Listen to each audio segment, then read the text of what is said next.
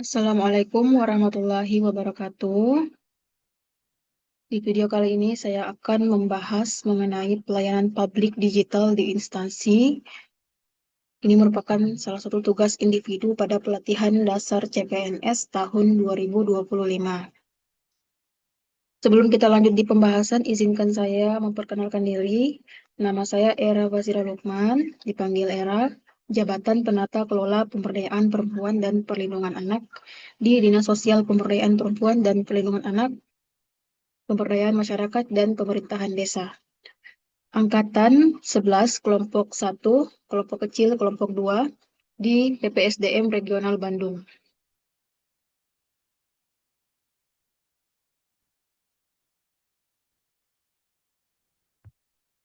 Baik, kita masuk di latar belakang. Transformasi digital merupakan bagian penting dari reformasi birokrasi di Indonesia. Pemerintah menargetkan terciptanya pelayanan publik yang efisien, transparan, dan akuntabel dengan dukungan teknologi informasi. Pelayanan publik di era digital menuntut ASN untuk mampu memanfaatkan teknologi informasi dalam setiap aspek tugas dan jabatan. Khususnya dalam bidang pemberdayaan perempuan dan perlindungan anak, salah satu bentuk transformasi digital adalah dengan menerapkan aplikasi Simfoni PPA. Apa itu Simfoni PPA? Simfoni PPA adalah sistem informasi online perlindungan perempuan dan anak. Jadi aplikasi ini dikembangkan oleh Kementerian PPPA untuk pencatatan dan pelaporan kasus, manajemen kasus, monitoring dan evaluasi, koordinasi antar lembaga terhadap kasus-kasus kekerasan terhadap perempuan dan anak di seluruh kabupaten ataupun kota yang ada di Indonesia. Baik sebagai penata kelola pemberdayaan perempuan dan perlindungan anak di pemerintah Kabupaten Mempawah, tugas saya terlibat langsung dengan pelayanan publik digital melalui aplikasi Simfoni PPA. Meliputi yang pertama, menginput data kasus kekerasan terhadap perempuan dan anak yang terjadi di Kabupaten Mempawah. Yang kedua, memastikan keakuratan dan kelengkapan data sesuai dengan standar nasional. Yang ketiga, melakukan koordinasi dengan profesional seperti dengan pekerja sosial, psikolog, tenaga medis, kepolisian, dan instansi lain yang bersangkutan. Yang keempat, menjaga keamanan dan kerahasiaan data korban sesuai dengan prinsip perlindungan data pribadi. Lanjut, dalam menganalisa di sini saya mengangkat isu efektivitas pelayanan publik digital di instansi daerah melalui aplikasi Simfoni PPA, khususnya di Kabupaten Mempawah. Untuk deskripsi singkat mengenai isu yang saya angkat di sini adalah aplikasi Simfoni PPA merupakan sistem pelayanan digital yang dikembangkan Kementerian Pemberdayaan Perempuan dan Perlindungan Anak untuk mendata, memantau, dan menindaklanjuti kasus kekerasan terhadap perempuan anak secara nasional. Dalam menapis isu, saya di sini menggunakan metode USG, urgensi, seriousness, dan growth. Dalam kriteria USG, di sini layanan digital dibutuhkan segera untuk mempercepat respons kasus kekerasan yang meningkat di daerah. Di sini diberi skor 5. Kemudian yang kedua, seriousness. Keterlambatan layanan berdampak langsung pada keselamatan korban dan citra instansi. Di sini skornya 5. Selanjutnya, growth atau isu perkembangan.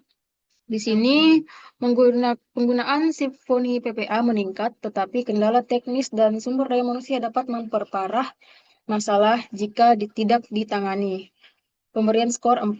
Jadi total skor untuk secara keseluruhan dari USG ini adalah 14 yang masuk dalam kategori isu prioritas tinggi.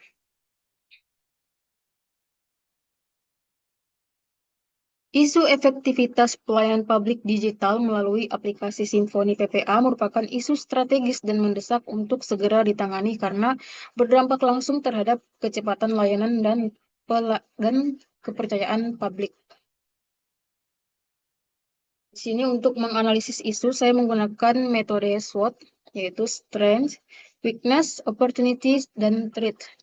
Untuk aspek Strength, atau kekuatan. Di sini aplikasi Simfoni PPA merupakan sistem nasional resmi dari Kementerian PPA. Ini dapat diakses secara daring dan kemudahan pelaporan kasus antar lintas daerah, mendukung transparansi dan keakuratan data kasus. Jadi meskipun aplikasi Simfoni PPA ini bisa diakses secara daring oleh seluruh masyarakat di Indonesia, namun kerahasiaan mengenai data korban, nama korban maupun nomor induk KTP itu tidak dibeberkan dalam aplikasi ini. Yang kedua adalah weakness atau kelemahan dari aplikasi ini adalah masih rendahnya kemampuan sumber daya manusia daerah dalam mengoperasionalkan aplikasi, kurangnya sosialisasi dan pelatihan teknis yang dilaksanakan di daerah maupun provinsi di Kabupaten Mempawah. Kemudian yang ketiga, opportunity atau peluang, adanya dukungan penuh pemerintah pusat terhadap digitalisasi pelayanan publik. Kemudian adanya potensi kerjasama lintas instansi, misalnya polisi, kesehatan, dan psikolog. Kemudian meningkatnya kesadaran masyarakat terhadap pentingnya melaporkan ketika terjadi kekerasan terhadap perempuan dan anak. Kemudian aspek yang terakhir adalah ancaman atau threat. Di sini ketimpangan digital antar wilayah, resistensi dari pegawai yang belum siap dengan sistem digital. Kekuatan utama terletak pada legitimasi nasional dan fungsi integratif Simfoni PPA. Namun kelemahan internal seperti sumber daya manusia dan sarana-prasarana harus segera diatasi agar peluang dukungan pusat dapat dimanfaatkan. Kemudian perlu strategi pelatihan berkelanjutan dan meningkatnya infrastruktur digital di daerah. Kemudian selanjutnya adalah tabel rekomendasi alternatif penyelesaian isu. Di sini saya hanya mengangkat dua alternatif penyelesaian, yaitu pelatihan dan pendampingan teknis bagi operator simfoni di daerah. Dan yang kedua adalah peningkatan infrastruktur, teknologi, dan jaringan internet di unit layanan. Untuk pelatihan dan pendampingan teknis bagi operator simfoni di daerah, untuk tahap setiap alternatif adalah yang pertama harus melakukan identifikasi kebutuhan pelatihan SDM. Yang kedua, menyusun modul pelatihan berbasis praktik. Yang ketiga, melaksanakan bimbingan teknis atau BIMTEK dan evaluasi kemampuan pasca pelatihan. Kemudian yang keempat adalah menyediakan mentor atau pendamping digital di setiap wilayah. Dengan adanya seperti itu, maka hasil yang diharapkan adalah operator mampu menginput data secara akurat dan tepat serta memahami alur kerja sistem digital. Untuk pihak yang terlibat ada Dinas PPA, daerah maupun provinsi, Kementerian PPA, Diskominfo, narasumber ahli IT. Kemudian alternatif penyelesaian yang kedua adalah peningkatan infrastruktur, teknologi, dan jaringan internet di unit layanan. Tahap alternatif melakukan survei kebutuhan sarana UPT PPA. Yang kedua, menyusun rencana pengadaan perangkat dan perbaikan jaringan. Yang ketiga, bekerja sama dengan Diskominfo dan penyedia layanan internet. Empat, melakukan uji coba sistem dan pemantauan berkala. Yang kelima, pembaharuan aplikasi dari volume 2 menjadi volume 3. Jadi pembaharuan aplikasi ini akan dilaksanakan serentak seluruh Indonesia pada tanggal 1 Januari 2026. Kemudian untuk hasil yang diharapkan adalah akses aplikasi Simfoni PPA ini berjalan dengan lancar tanpa ada hambatan apapun, baik secara teknis ini di seluruh wilayah Indonesia. Pihak yang terlibat adalah pemerintah daerah, Diskominfo, penyedia internet atau ISP, bagian keuangan daerah. Baik, telah sampai kita pada penutup ataupun kesimpulan dari presentasi kita hari ini.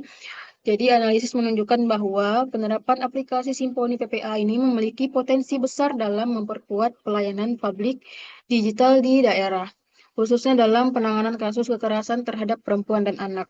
Namun, untuk masalah efektivitasnya ini sangat bergantung pada kesiapan sumber daya manusia dalam daerah itu sendiri, infrastruktur, dan juga keamanan sistem. Diperlukan strategi kolaboratif antar instansi serta komitmen berkelanjutan untuk memastikan layanan berjalan optimal dan berorientasi pada kepuasan masyarakat. Sekian dari saya ucapkan terima kasih. Wassalamualaikum warahmatullahi wabarakatuh.